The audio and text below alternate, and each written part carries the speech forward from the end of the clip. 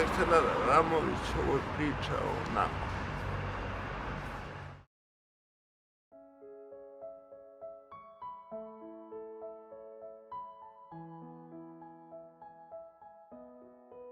Kada govorimo o paralizi, tu su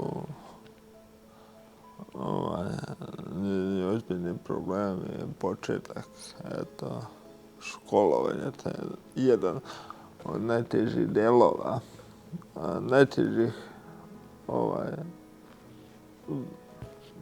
vreme, neprihvatanje drugara, jer bilo je pitanje, pošto mi smo imali u toj našoj školi, imali smo to specijalno odeljenje, tako se zvalo. Imali smo 2 odeljenja.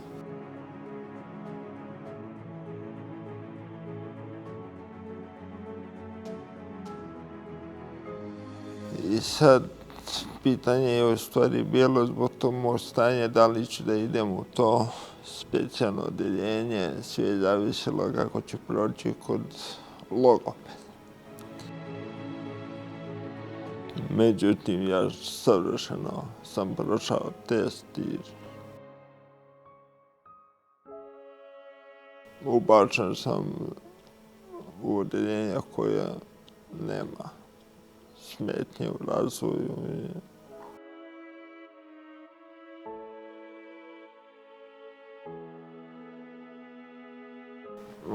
Bio sam, previše sam bio,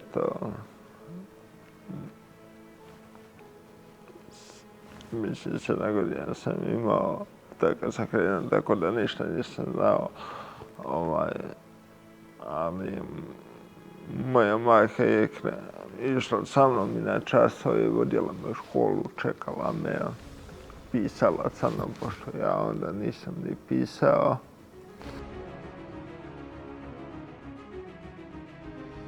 Drugari su me čudno gledali, mislim, ja to nisam primećivao toliko sad da obraćaš pažnju.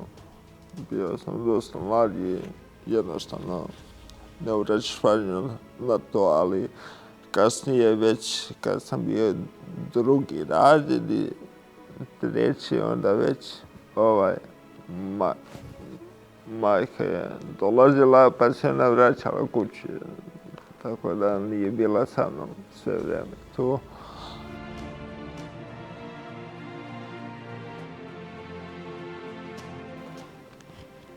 Drugari su me prihvatili, ajde da kažemo, negde kad je bila već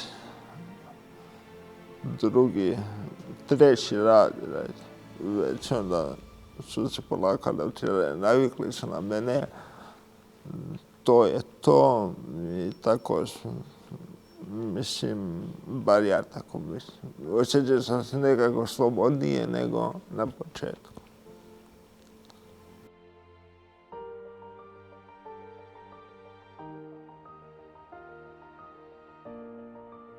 Ubrzo su krenuli rođendani, ali ja sam odbijao da ide na rođendane, baš zbog tog mog problema, zato što ne mire ruke i bilo me sramota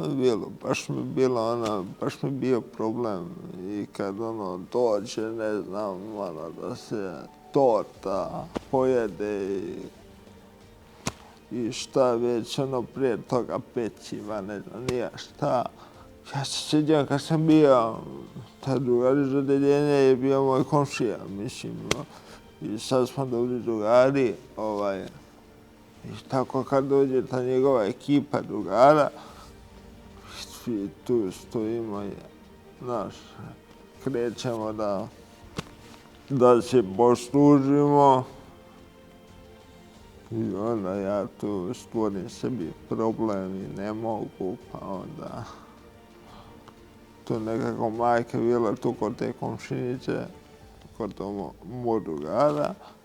I ona je nekako bila tu i nam je ulivala tu neku sigurnost, da sam nekako siguran, ali opet sam se ja nekako odvajao, nisam ja tu sa njima, nego sam, ne znam, otišao tamo u kuhinju, pa sam onda tu, zato što nisam, jednostavno, sramota, ne možeš da se slobodiš. I što više, što je taj problem jači, što više razmišljaš o tome, tebi spada jači, samo ruke. Ruke non stop rade, nevoljni pokret i onda ove vide pa im čudno pa se smeju, onda je tebi još gore i tako sve ide u krug i nema kraja. I onda sam prestao da idem na te rođendane i video sam da mi je lakše jednostavno da prekinem, da idem i nije me niko posebno ni zvao. Samo ono što mi zvao tu i to.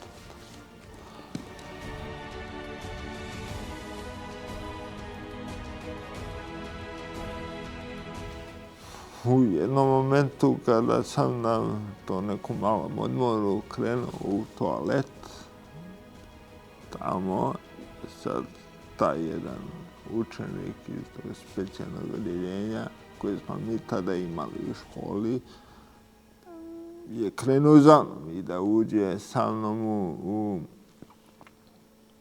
tamo u WC. Ja mu nisam dozvolio i on je gurao vrata, lupao. Ja sam na kraju izašao i on počeo mene da da. Uhvatio me za vrat i počeo da da. Ne znam zašto, tada nisam ni shvatao šta je u stvari bilo tako iritantno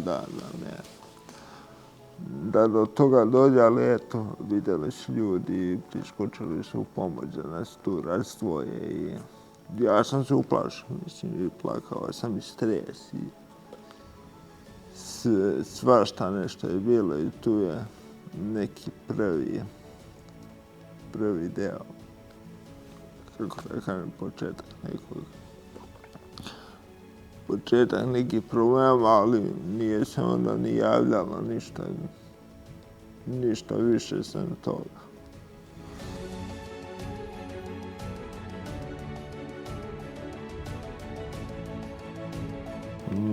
Nakon te situacije nekako sam dobio podsjeh za dalju borbu da se borim za mesto u društvu. Drugari su se nekako od tog momenta zaštitnički ponijeli prema meni. To mi je drago.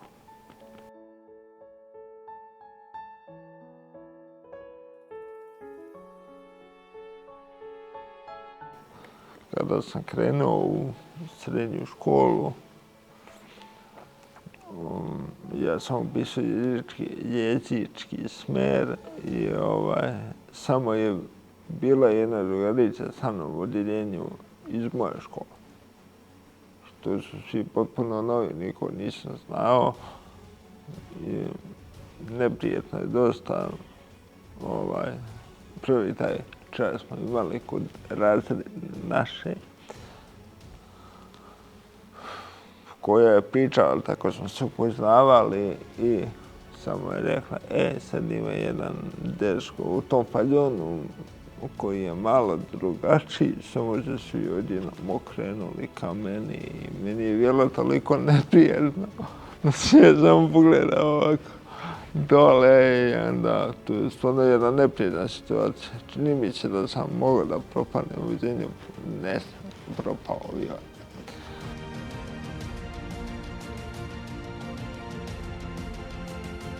Ali sam se podigao i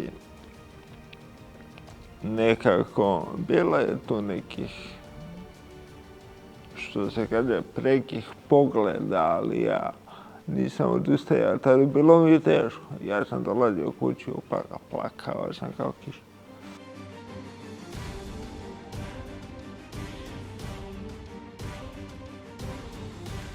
Ja sam zapravo isplakao iz sveta. u dvorištu škole, pa sam onda krenuo u kući. I onda sam shvatio da ja u stvari ne treba sebe da sažaljeva. To je nešto najgore što čovjeku može da se desi, da sažaljeva sebe. Ja mogu da hodam, mogu da pričam, mogu sve.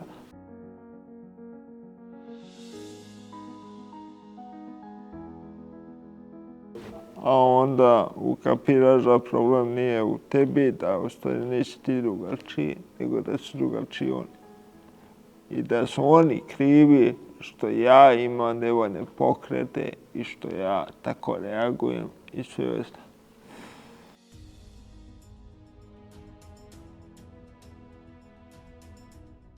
Ja sam nekako bio oslobođen tih pismenih zadataka u školi, ali sam sve radio usmeno. Zato što nisam mogao da pišem. Ja sam negdje osnovno pisao do nekog 3., 4. razreda i poslije drugar je pisao, tu sam se ja malo opustio. On je pisao, zapisivao šta god treba i ja od tad nisam više ništa pisao i tako je to krenulo.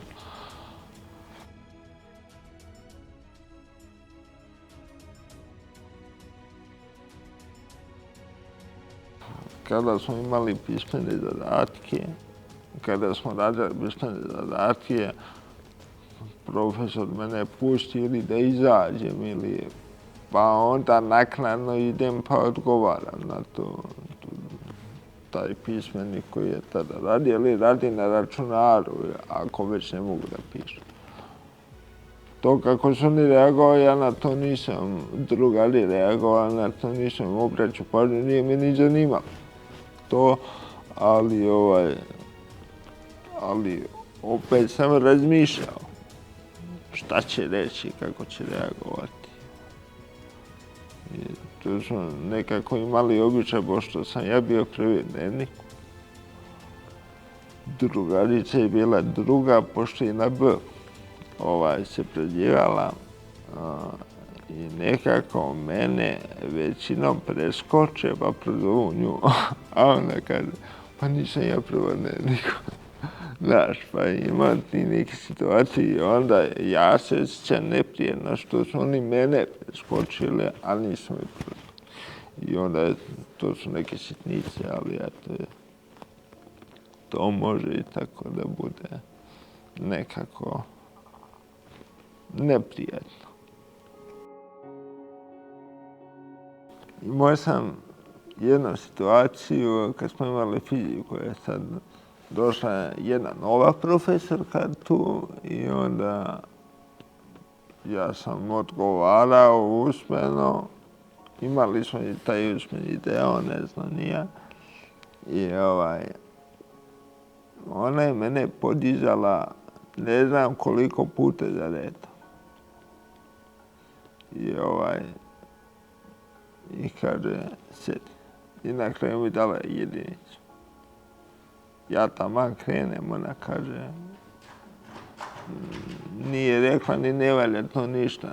Ne znam više ni šta je rekla, ali toliko ne znam, toliko sam imao problema, toliko sam se nacihirao da je to nekako, mislim, bilo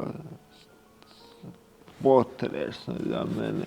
Ja sam tu ženu sanjao, mislim, imao sam košmare, katastrofa. Stalno sam razmišljao da li ću proći tu fiziku.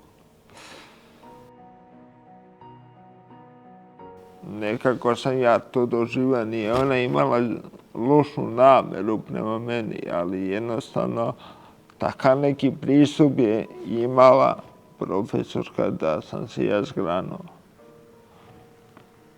Ajde, nema veze to što je ona meni rekla i sve je to u redu. Ali najgore mi je što su sad svi oko mene tu smejali. Pa je treba da snimaš na telefon, tako u tom fazonu, ako ne možeš da pišeš. Sad ja sam tu pomislio u tom trenutku ko zna šta, da ona sad mene spusta pred drugima, mada to možda je tako izgledalo, ali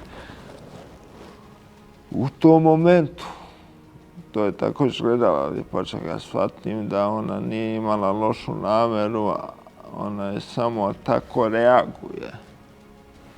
Prosto tako priča sa nama.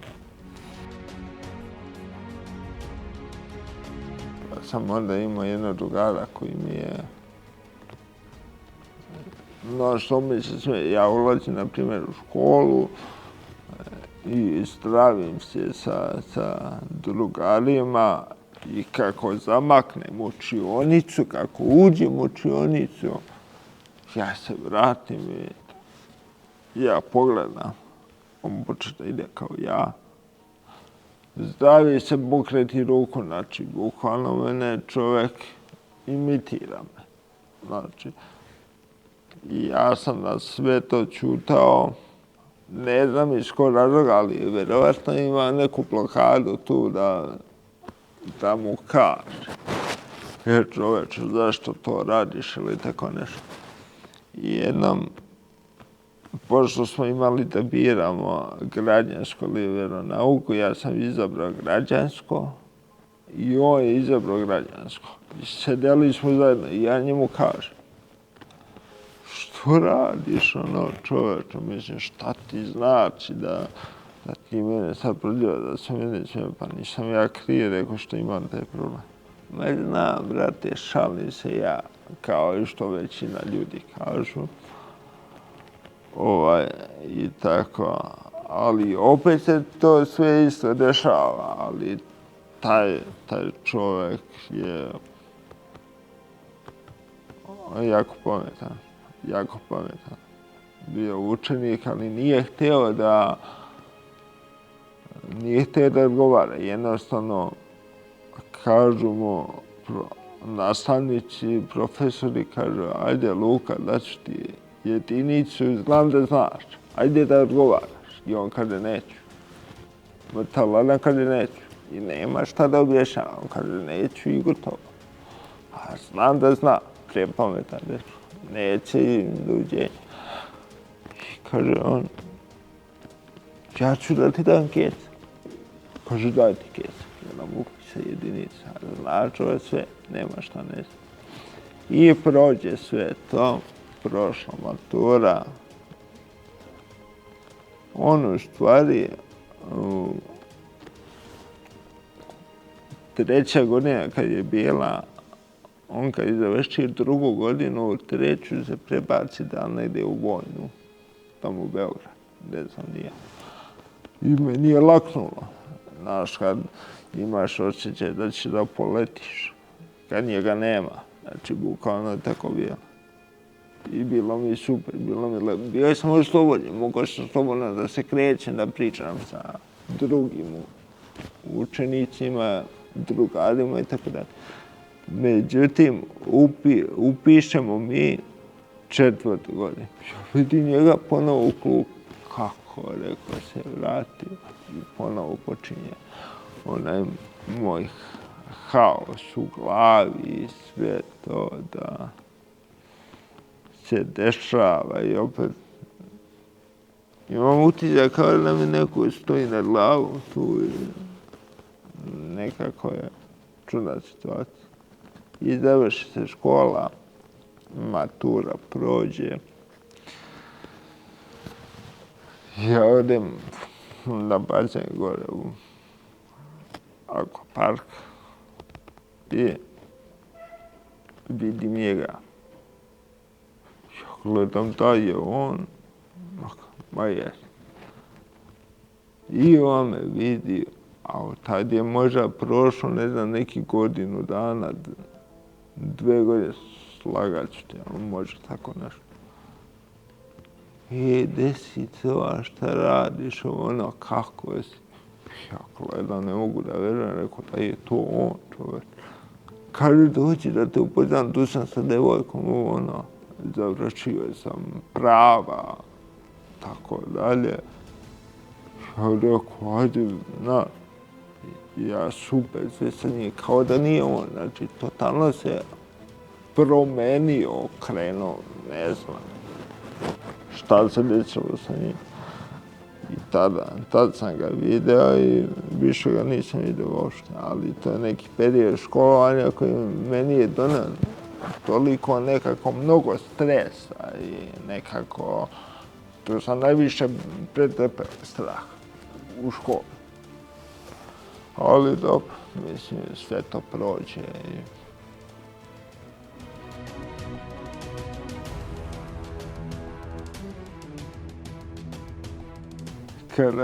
Ja sam obično izlazio u grad uveče, zato što je manja gužva, negdje od 10, pola 11 tu mi vreme neko bilo za to. Ali zato su roditelji nekako žigrađe, pa šta ćeš tako kasno u gradu, pa gdje ideš, pa s kim ideš, pa ja razumem njih, mislim, sam sam izlazio, to mi je bio neki ventil od svog stresa u toku dana, mentor mi je da idem i da prošetam, lepše ću da spavam kad se vratim i nekako, ali uvek se nađe neko da dobaci. Mislim, šetam gradom i niđe neka grupa i kaže vidi ovo pijano. Ovaj gori od nas, u tom fazonu, znaš. I onda tebe povredi, a ja imam tu neku lošu naviku da ćutim. Ja nikad nikom nisam ništa odgovorio na to. I to je možda moja greška. I tu čovek trpi najviše. I onda se to skuplja u tebi. Skuplja godinama, prećutiš ovom, prećutiš onom. I onda se to skuplja. A to nije dobro.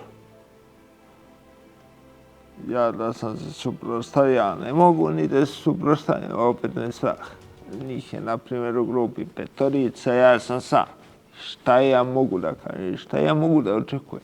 Ja znam šta mogu da očekujem u tom trenutku. Otkud ja znam kako se to udale ludaci. Može da mi priđu, da me onda polome, da mislim, to je očigledna stvar. I zato ja obično kad šetam idem onom drugom stranom, tamo je manje prolazi ljudi, a meni je lepo.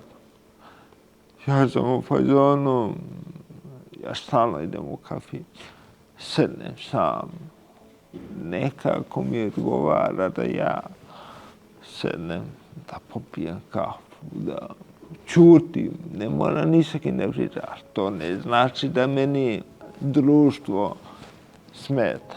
Meni ne smeta društvo. Ali svako ima neki svojih 5 minuta koji hoće da bude to. Hoće da bude sam. Da li je kafić ili je šuma ili je bilo šta.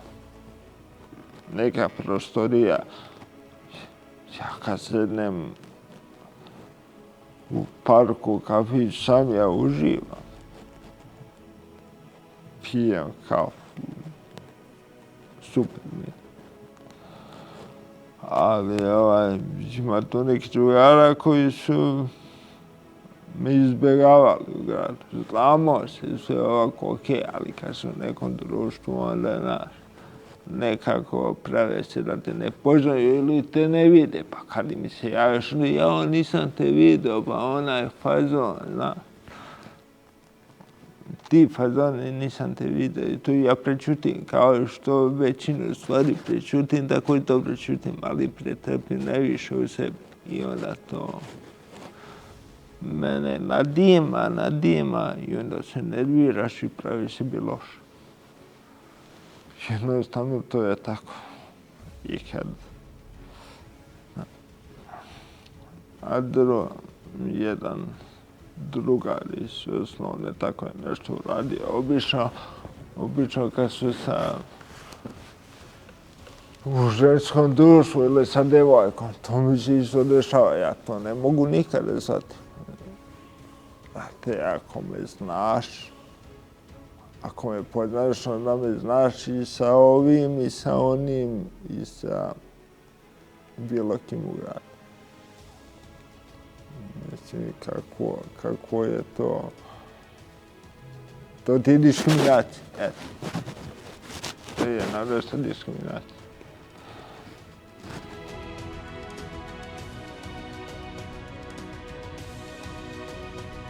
Mislim da jednostavno, ali ne mogu ja kad sam sa nekim u društvu,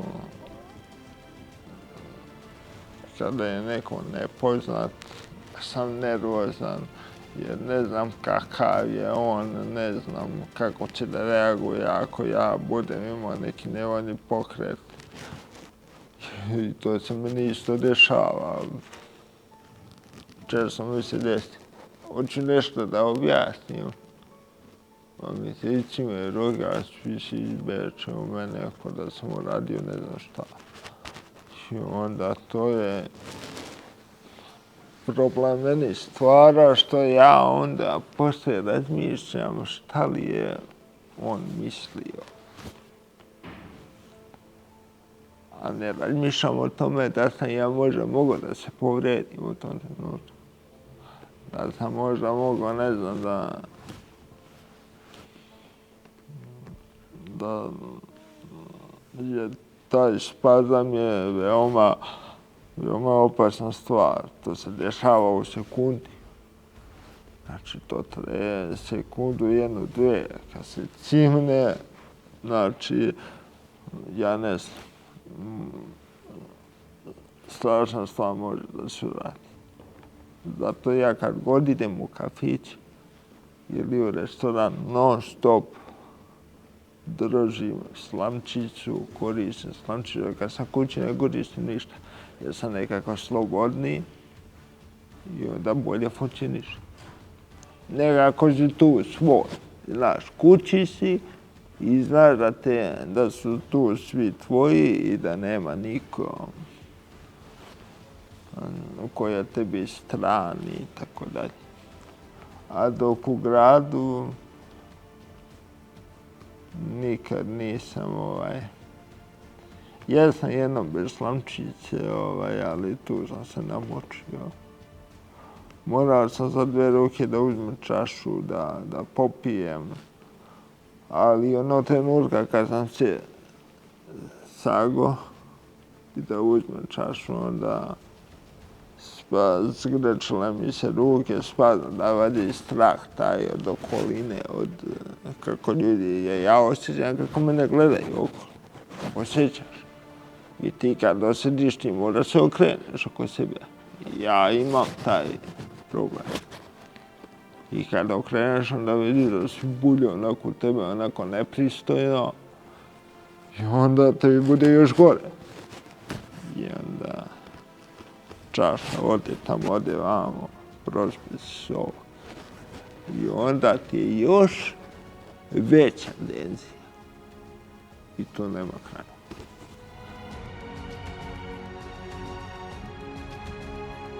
Pamtim jednu situaciju iz grada na ulici, kada sam isto uveče šetao, pošto sam ja potencirao da idem uveče, znači negde od 10, pola 11, to mi je bila neka satnica i zakačem subotu, vikend, pun grad.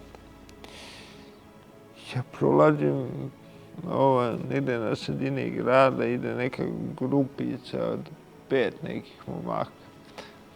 I pijani, nema kuzvi. Ajde što su se napili, nego što su i agresivni. I smeje se, idu ulicom, onako teturaju se i ja u tom trenutku prolazim i oni kažu ja vidi ovaj gori od nas. Tim rečima mi kažu. Ja sad normalno zaboleo, nije ti se jedno, ali pretrpiš kao što sam i sve pretrpeo do sad, pretrpeo sam i to, ali jednostavno ne vredi tim ljudima ništa objašnjavati. pustiš i da priča šta go hoće, da tera neku svoju priču, ja uzimam ovdje to pijani su, mislim. Ne može tu ništa pametno ni da kaže u tom trenutku. Ja sam u fazonu da svima oprosti. Ja nikom nisam uzeo nikad ništa za zlo. Mame će mi štopiti. Ljudi praštaju, veliki ljudi praštaju. Ja smatram da sam jedan od njih. Tako da uvijek će biti situacija takvi da čujete neka dobacivanja. Pa mislim, čovjek koji je 100% fizički zdrav, kome ne fali ništa, njemu će dobaciti. Ali mi smo nekako prvi na meti i to je problem glavni. Zato što jednostavno čovječe, mislim, treba da imaš neku dozu kontrole. Treba da razlikuješ pijanca od osobe koja ima hendikep. Ti će u obavezi to da prepoznaš. Ti moraš to da znaš. Kako ide ovaj, kako ide onaj. Kako se ponaša narkoman.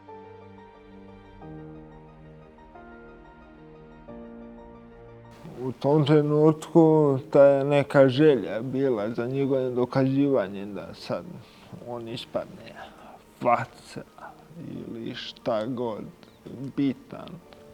Frajer u društvu time što će da dobaci osobi koja ima invaliditet. I na neki način pokušati da je spusti u ovom slučaju mene. Tako da nije to samo problem sa mnom, nego je problem i sa drugim osobama. Koliko imaš ti ljudi koji ne izlazi iz soba, ne izlazi iz kuće. Zatvore se u 4 zida, niko ih ne zna. Jednostavno, to je problem veliki. Mislim, katastrofa je, ja kažem, ja sam izašao iz tog oklopa, mada sam i ja bio na ivici, da nigde ne izađem, da nekako se zatvorim u sebe, ali onda razmislim da je možda i dobro, možda čak i najbolja stvar da se čovjek bori za život. U ovom slučaju ja sam imao tu sreću da mene nije paraliza toliko je savladala da ja sad ne znam, mada su doktori rekli da ću ja da budem u kolicima. Oni su prognozirali meni da ja budem u kolicima. Ja sam njima evo dokazao da na svojim nogama stojim, da sam sad i fotograf uspešan, da imam posla, da se fotografijom bavim 6 godina, mada još sebe ne smatram profesionalcem, ali idem ka tome, vidjet ćemo dokle ćemo dogurati s tim. Za sad mi dobro ide, ništa mi nije teško. Kada radim na orkađinstveno, apsolutno nemam nikakve prepreke. Šta god mogu da uradim sve. Za dobru fotku, sve.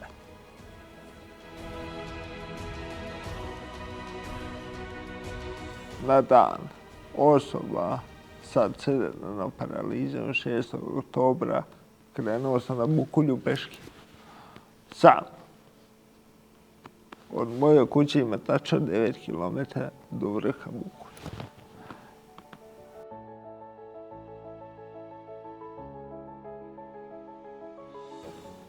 Ja sam krenuo do vrha Bukulja.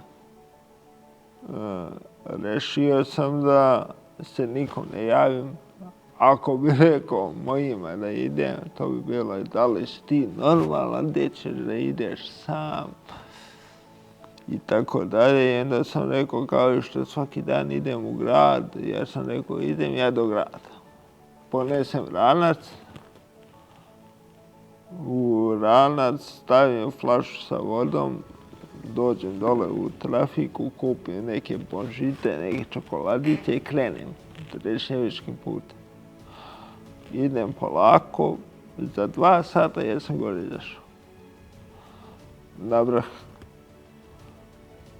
I nisam se javljao nikom, bilo je lepo vrijeme, srećom.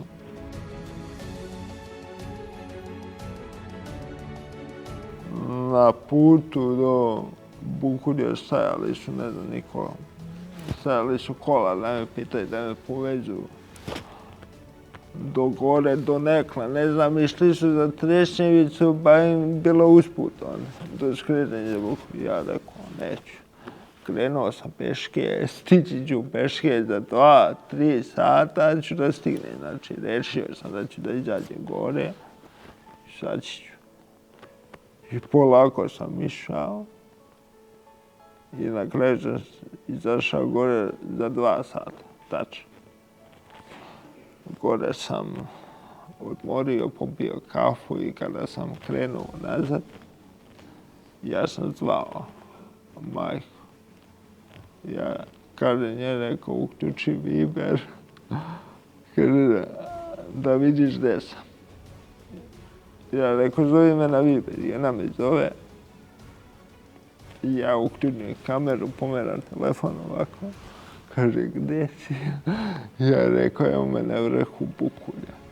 Ja, da li si ti, pa kako si dišao? Ja rekao, peški, je rekao, došao sam prije 20 minuta. Kaže, svašta.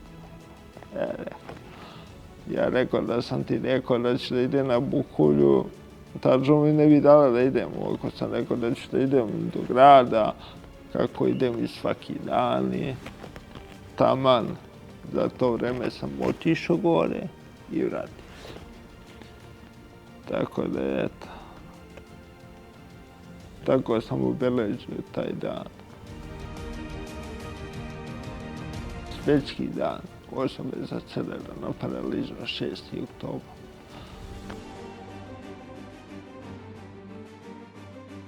U principu bitno je li da se napravi neka vežba, je li da se prošeta, je li da se potrči, džogira i tako dalje. Ko šta može, naravno. 100 puta mi se mota po glavi uveče, tako kad treba da legnem, pa onda razmišljam, tako ne uspava se tipa do 4-5 sati ujutro. A onda razmišljam šta će sutra biti kad oni ne bude bilo. Da ću imati posao, da ću moći da zarađujem, da održavam kuću, da plaćam račune. Da ću na kraju krajeva da se oženim sutra. Mislim, to je problem sad. Problem je veliki.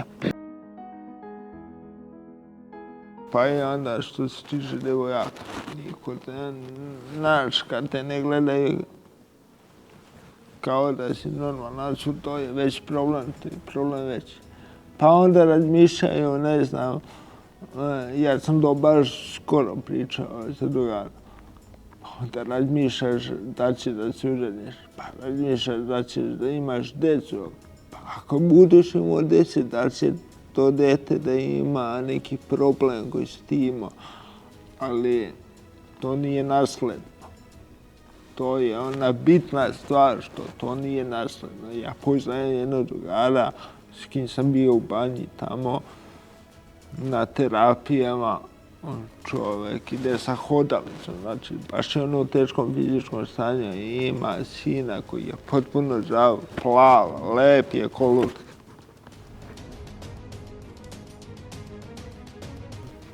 To je dokaz, znaš, da ne mora. Mislim da moje dete neće imati nikakve posljedice. Ne mora da znači jer to nije nasledno ništa. Razmišljam o svemu, da ću da se oženim, da će neko mene razumeti, ali dobro, ja više ne razmišljam o borbi, ja razmišljam dalje. Znači imam sad 32 godine, ja sad moram da razmišljam o porodici. Razmišljam, trenutno studiram. Kad završim to, sljedeći na redu je to. Ako zna, možda se i oženimo tako studiranje, ko zna. To se nikad ne zna, ali lepo zarađujem sada i mislim od toga mogu da živim, ali uvek treba da se čovjek nadograđuje, da uči, da nikad se ne zna.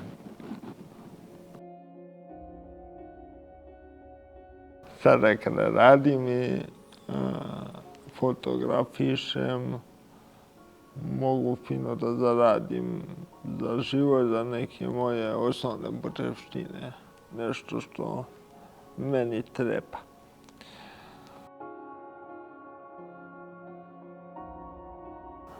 Roditelji koji imaju djecu sa invaliditetom moraju da budu svjesni da što pre prihvate taj problem. Kod djeteta bit će lakše kroz život, ali borba te kreće kada krenu u školu.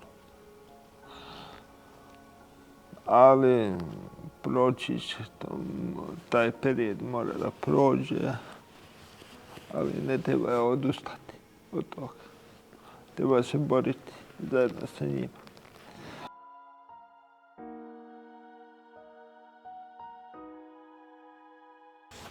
Treba da ih ohrabrujete svakodnevno, da im govorite da će sve biti dobro. Da je deci je potrebna ta podrška. Kako nama, tako i drugoj deci. Kada vidite da vaše dete klone duhom, treba da nastavite sa još jačom borbom nego što ste se do sada borili. Da ne odustajete nikada, jer to može dovesti do pozitivne rezultate kao što sam ja, na primjer, uspeo da se izvučem. Ja sam isto bio u teškoj situaciji, ali roditelji su me gurali naprijed i rekli da moram i da mogu. Tako i vi isto možete i morate za svoje dete. Ako dete ne može, morate vi. To je jedna od ključnih stvari koje trebate da govorite detetu. Da ga ohrabrujete svakodnevno. Kad dođe iz škole jer će biti teških situacija, nevoljnih pogleda i tako dalje. Ja pričam iz mog iskustva, ali nekako to se ne može izbeći. To će da vas prati kroz ceo život. Vi morate da ojačate.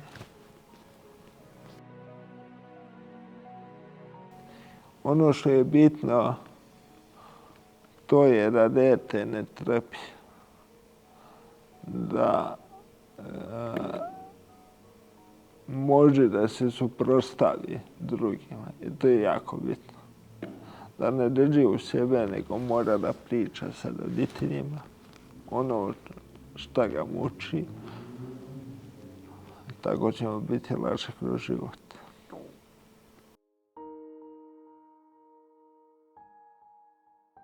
Ako iscrpite sve izvore motivacije, premotajte ovaj klip i puštajte ga iznova i iznova, jer sam siguran, apsolutno, da će ovaj klip pomoći. Pre svega roditeljima, da ohrabri svoju djecu, da ih podstaknu na borbu, da se bore do kraja, dok njih ne izvedu na pravi put. Ovo je jedini način da se borite za njih. Ako su oni već mali, ako već ne shvataju šta je problem, shvatit će kad tad. kad za to dođe vreme, a to je vaša glavna uloga i vi da se borite za njih, kao i što svaki roditelj bi uradio za svoje dete. Dragi roditelji, razgovarajte za svojim decom, edukujte ih da među nama u društvu postoje osobe s invaliditetom koje treba prihvatiti u društvu i pomoći im u njihovoj borbi da se integrišu u društvu i funkcionišu kao i svi normalni ljudi. Govorite im da smo mi samo normalne osobe koje vodimo veliku borbu i ne odustajemo.